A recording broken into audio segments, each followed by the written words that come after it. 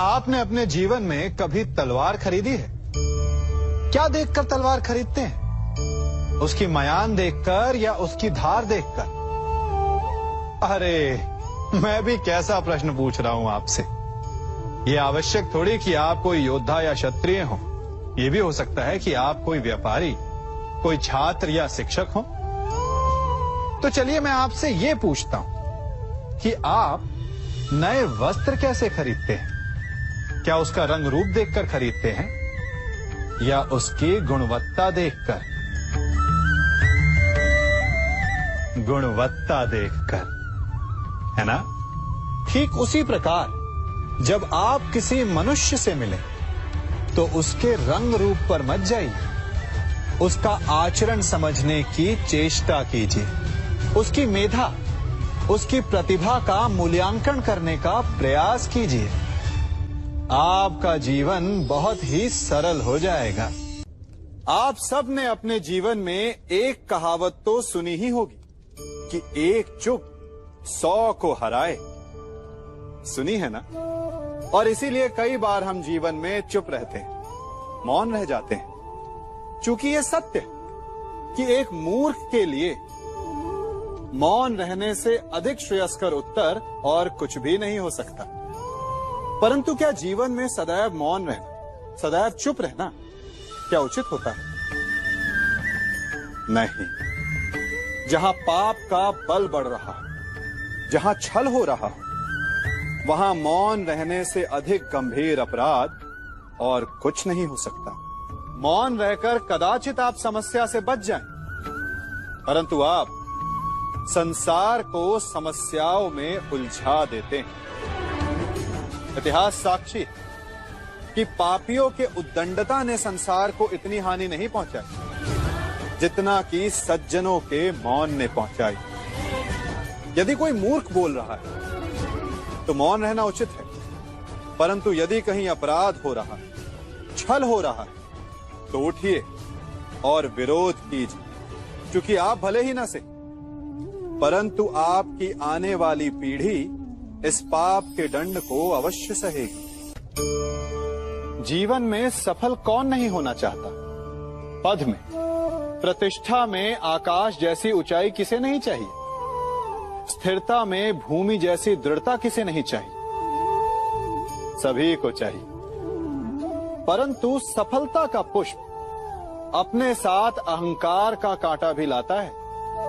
सफलता आपको आनंद देती है, उपलब्धि आपको गर्व देती है, और फिर यही आनंद धीरे धीरे अहंकार में परिवर्तित हो जाता है, फिर अतिक्रमण में और अंततः अन्याय में। और यही से सफलता का नाश प्रारंभ हो जाता है। यदि आप चाहते हैं कि आपकी सफलता लोगों की दृष्टि में सम्मान बनकर रहे, लोगों के मन में शूल बनकर नहीं, तो ये आप वृक्ष से सीखिए। फलों से लदने के पश्चात वो झुक जाता है। उसी प्रकार सफलता मिलने पर विनम्रता अधिक आवश्यक है, और जीवन में अधिक सफलता पाने के लिए या पाने पर और अधिक विनम्र हो जाना चाहिए। संसार का सबसे बड़ा पाप क्या है? असत्य बोलना, हत्या कर देना, चोरी करना या किसी का अपमान करना। संसार का सबसे बड़ा पाप है किसी निर्बल को सताना, और संसार का सबसे बड़ा दंड भी उस निर्बल के मुख से निकली हाय है।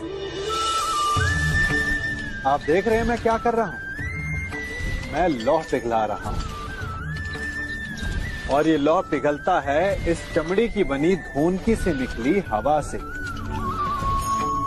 तनिक सोचिए, एक मृत पशु की खाल से बनी धोनकी इतने कठोर लोहे को भस्म कर सकती।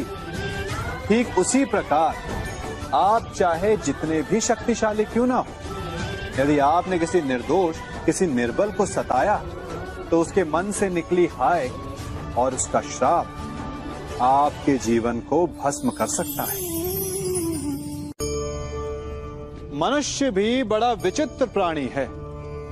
अपनों से नीचे के स्तर के लोगों को वो हे दृष्टि से देखता है, उनका उपहास उड़ाता है, उनसे बार बार कहता है कि तुम्हारा कुछ नहीं हो सकता, तुम भविष्य में कुछ नहीं कर पाओगे।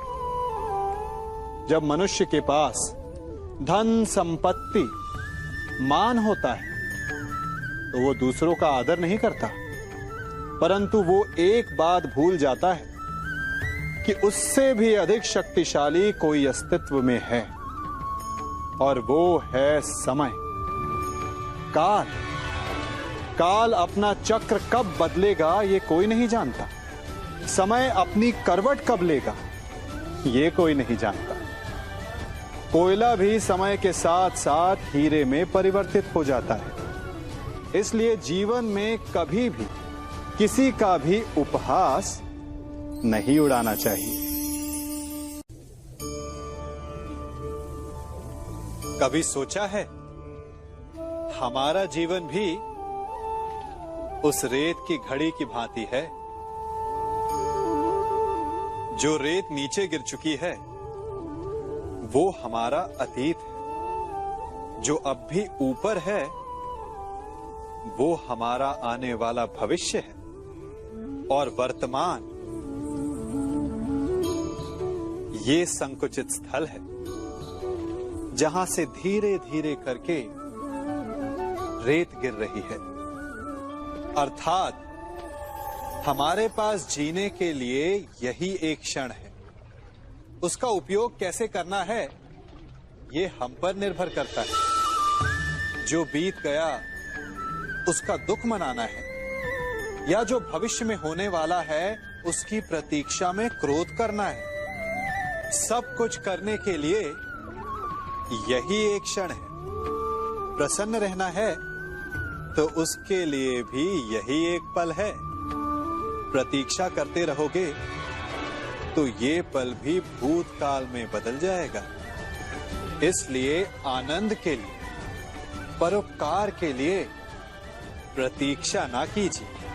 आपके पास जो पल है उनका भरपूर सदुपयोग कीजिए, क्योंकि इस घड़ी को पलटकर आप फिर से समय अवश्य गिन सकते हैं, परंतु अपना बीता हुआ समय आप वापस नहीं लौटा पाएंगे।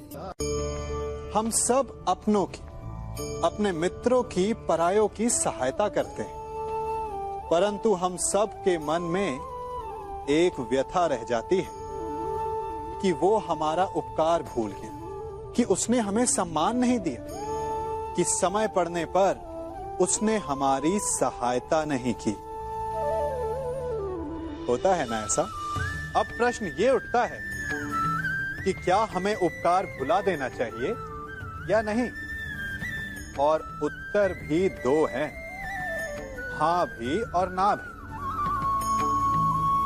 हमें दूसरों पर किए गए उपकार को भुला देना चाहिए, परंतु यदि किसी ने हम पर उपकार किया है तो उसे नहीं भुलाना चाहिए। यदि दूसरों पर किए उपकार भुला दिए तो अपेक्षा नहीं रहेगी। अपेक्षा नहीं रहेगी तो वो टूटेगी नहीं, मन कुंठित नहीं होगा, और स्वयं पर किए गए उपकार को स्मरण रखा तो उसे चुकाने के लिए सदा तत्पर रहेंगे, उपकार करने वाले के कृतज्ञ रहेंगे, तब भी मन प्रसन्न रहेगा। और यदि हम सभी ऐसा करने लगे तो सबके मन को संतोष रहे। प्रत्येक मनुष्य सफलता पाने के लिए कार्य करता है। कुछ सफल होते हैं, कुछ नहीं होते, और जो सफल नहीं होते वो सदा अपनी असफलता का कारण या तो अपनी परिस्थितियों को बताते हैं या अपने सहयोगियों को दोषी ठहराते हैं। परंतु क्या वास्तविकता में ऐसा ही होता है?